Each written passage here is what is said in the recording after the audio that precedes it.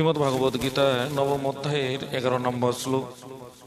অবজান্নন্তি মাং মূঢ়া মানসিং তনুমাশ্রিতম পরমং ভাবং জানন্ত মম ভূতমৈশ্বরম।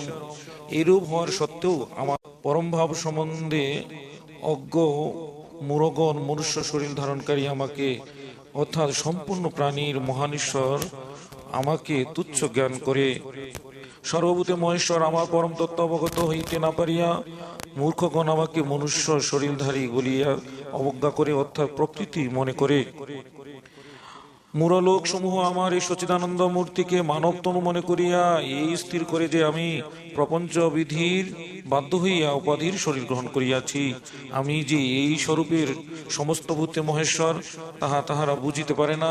অতএব অবিদ প্রতীতির দ্বারা আমাতে একটি ক্ষুদ্র ভাব অর্পণ করে যাহাদের বিদিত প্রতীতির উদিত হইয়াছে, তাহারা আমার এই স্বরূপকে নিত্য সচিদানন্দ তত্ত্ব বলিয়া বুঝিতে পারেন।